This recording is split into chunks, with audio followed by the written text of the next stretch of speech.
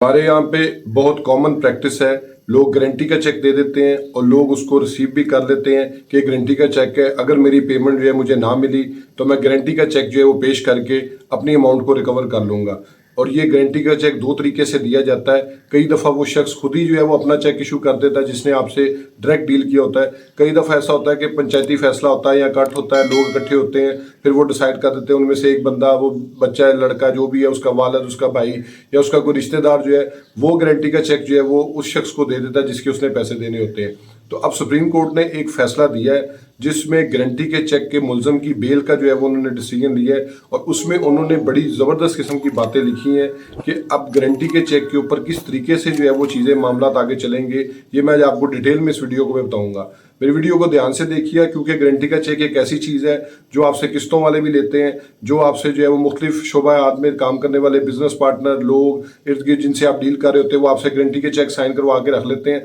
Open check रख लेते हैं और बाद में जब वो चेक डिसऑनर होता है तो उस पर लिख लेते हैं जिस शख्स ने मेरे से उधार के तौर पर जो है वो पैसे लिए थे। ये सारी मामलात को जो है वो सुप्रीम कोर्ट ने कवर कर दी है। ये मैं आज आपको इस डिटेल में वीडियो में बताऊंगा। अपने वीडियो शुरू करने से पहले मैं आपसे रिक्वेस्ट करूंगा, मेरे फेसबुक पेज को लाइक करें, यूट्यूब चैनल को सब्सक्राइब करें। दूसरा मेरी आपसे रिक्वेस्ट है कि मेरी वीडियो को पूरा जरूर देखा ताकि जो भी लीगल एस्पेक्ट है उस टॉपिक से रिलेटेड वो आपको डिटेल में समझ आए। अब आ जाते हैं अपने सर टॉपिक की तरफ। आप देख सकते हैं अपनी स्क्रीन के ऊपर के 3 जजेस का फैसला है जो कि basically as per law full bench consider होता है सुप्रीम कोर्ट का, और इसको जो है रिपोर्ट किया गया है 2024 SCMR 1567। अब तक की ये लेटेस्ट जजमेंट है गारंटी के चेक के मामले के ऊपर जो कि सुप्रीम कोर्ट के 3 जजेस ने फैसला दिया है। अब फैसले में मैं कुछ बता देता हूँ आपको कि इसमें हुआ क्या था। मोहम्मद अनवर बनाम स्टेट वगैरह का ये केस था, ठीक है जी। इसके अंदर जो है ना वो जो इसमें फैक्ट्स थे वो कुछ इस तरह थे। मुद्दई के साले ने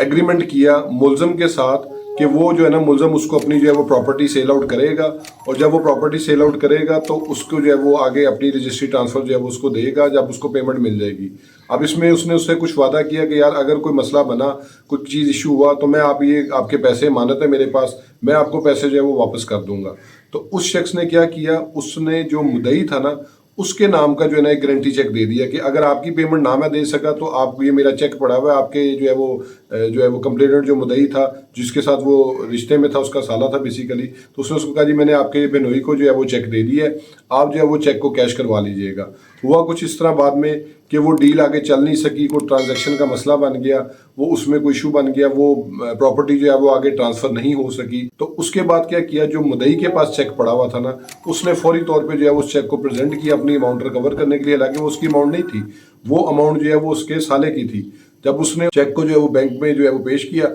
चेक डिसऑनर हो गया। अब उस शख्स ने क्या किया, उसने जो है वो FIR करवा दी और FIR करवाने के बाद उसने ये सारे मामला बीच में ले दीजिए इस तरह मेरे साले का जो है वो मसला था इसमें, और उसने जो है वो ये अमाउंट जो है वो मुलजम को दी थी और उसके बाद जो है वो चूंकि अमाउंट जो है वो जब उससे वापसी का मुतालबा किया गया तो उसके पास नहीं थी तो उसने चेक दिया, चेक मैंने जो है वो प्रेजेंट करवाया, तो उसके बाद जो है ना वो चेक डिसऑनर हो गया। तो इसके खिलाफ जो है ना वो कार्रवाई की जाए। उसके खिलाफ जो जिस शख्स ने जो मुलजम है जिसने गारंटी का चेक दिया था उसके खिलाफ FIR रजिस्टर्ड होती है, उसकी जो है वो बेल खारिज होती है मजिस्ट्रेट से, उसकी बेल खारिज होती है सेशन कोर्ट से, फिर हाई कोर्ट से, फिर अल्टीमेटली ये मामला सुप्रीम कोर्ट में चला जाता है। जब सुप्रीम कोर्ट का फुल बेंच बैठता है वो देखते हैं रिकॉर्ड को और उससे उनको ये बात पता चल जाती है कि जो भी मामला थे वो मुलजम के और उस जो वो साला था उनका उसके साथ थे, जबकि जो मुद्दई मुकदमा है उसके साथ किसी भी हवाले से डायरेक्ट लेन देन था ही नहीं किसी भी तरह से उस शख्स के साथ जिसने गारंटी का चेक इशू किया था। तो सुप्रीम कोर्ट ने इस चीज के ऊपर एग्री किया तीनों जजेस ने कि जो भी मामला थे अगर ये कोई फाइनेंशियल लायबिलिटी बनती थी तो वो उसकी तरफ बनती थी। अगर उस शख्स के पास एग्रीमेंट मौजूद था जो कि उसने एडमिट किया हुआ FIR में कि हाँ जी एग्रीमेंट मौजूद था, तो उसका काम था कि वो सिविल कोर्ट में केस करता और वहां से केस करने के बाद रजिस्ट्री अदालत के लिए करवा लेता क्योंकि उसके पास ये ऑप्शन मौजूद थी बतौर बायर ऑफ द प्रॉपर्टी, बतौर खरीदार of the property. Instead of अपनी रेमेडी को वो वेल करता, उसने इनडायरेक्ट तरीके से जो कि सिक्योरिटी और गारंटी का चेक दिया गया था उसको जो है वो कैश करवा के उससे रिकवरी के लिए प्रेशराइज करना शुरू कर दिया कि आप हमें रिकवरी दें। तो सुप्रीम कोर्ट ने कहा चूंकि सिविल कोर्ट में भी मामला चल रहा है इसका मुलजम का और साथ में उस शख्स का जो जिससे जो है वो प्रॉपर्टी को खरीद रहा था, चूंकि वो केस चल रहा है सिविल कोर्ट के अंदर, प्रोसीडिंग जो है वो पेंडिंग है, तो लिहाजा इस चेक को टूल के तौर पे यूज नहीं किया जा सकता। तो फिर जब रिकॉर्ड को मजीद देखा गया तो ये बात सामने आई कि ये गारंटी का चेक जो मुद्दई को देने की जो वजह थी वो सिर्फ ये थी क्योंकि जो सौदा था वो मुद्दई के जरिए हो रहा था। अब ये कोई लिंक नहीं बनता 489F के अंदर, क्योंकि 489F की रिक्वायरमेंट ये है कि जो चेक दिया जा रहा है उसके 3 इंग्रेडिएंट्स पूरे होना बहुत ज्यादा जरूरी है। नंबर 1 पे ये है कि जो चेक है वो किसी कर्ज की अदायगी की बाबत दिया जा रहा हो, यानी एक शख्स ने एक शख्स से कर्जा लिया है और वो कर्जा उसको वापस करने के लिए जो है वो उसको चेक देता है जी कि मैं आपकी अमाउंट वापस कर दूंगा, ये मेरा आप चेक रख लें, और वो जो है वो अमाउंट देने के वक्त जब बारी आती है तो वो चेक डिसऑनर हो जाता है। पहली कंडीशन ये है। दूसरी कंडीशन ये है कि फुलफिलमेंट ऑफ एन ऑब्लिगेशन, यानी कि कोई जिम्मेदारी बनती है आपकी और वो जिम्मेदारी जो है वो आपने पूरी करनी है, और जिम्मेदारी की पूरी करने की वजह से आपने जो चेक दिया है वो डिसऑनर हुआ है। और तीसरे नंबर पे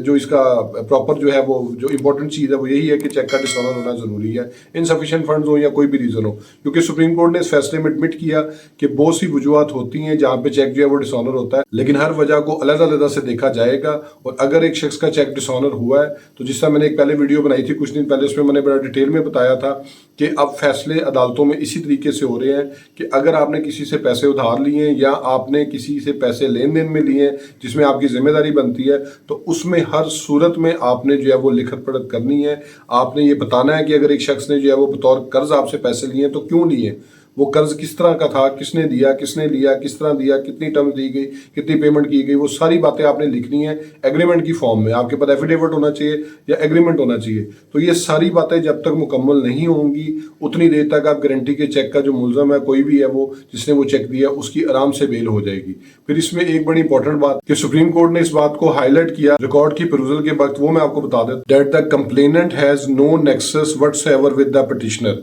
यानी कि जो मुद्दई था उसका मुलजम के साथ डायरेक्ट किसी भी किस्म का कोई भी लेन देन नहीं था। यही वो जजमेंट है जो मैंने आपको पहले बताया पिछले कुछ दिन पहले वीडियो, वो आप उसका लिंक जो है वो ऊपर देख सकते हैं वीडियो में, उसके ऊपर क्लिक करके वो पूरी वीडियो देख सकते हैं कि जहाँ पे लिंक एस्टेब्लिश नहीं होगा, जहाँ पे रिलेशनशिप एस्टेब्लिश नहीं होगा, उतनी देर तक अब सिंपल चेक्स को डिसऑनर करवाने के बाद चीज़ों को आगे नहीं बढ़ाया जा सकता, वो हर लिहाज से मुलजम की फेवर में जाएगा। तो आपने इन बातों का बहुत ज़्यादा ख्याल रखना है, क्योंकि इस केस में बड़ा इंपॉर्टेंट लेसन ये मिलता है कि जब सेलर जो है वो प्रॉपर्टी नहीं दे सका था तो इंस्टेड ऑफ के जो बायर था वो अपनी रेमेडीज को अवेल करता, जो कि उसने की भी। इस चेक को जो है वो किसी भी सूरत में जो है ब्लैकमेलिंग टूल के तौर पे या पैसे रिकवरी के टूल के तौर पे जो है वो इस्तेमाल नहीं किया जा सकता। तो इसी बात का ख्याल भी जो है वो आपने रखना है जब आप गारंटी का चेक ले रहे हैं या दे रहे हैं, तो आपने इस चीज़ को एस्टेब्लिश करना है कि दो लोगों के बीच में डायरेक्ट लेन देन होना चाहिए, डायरेक्ट मामला होने चाहिए, और वो मामला लिखत पढ़त में होने चाहिए।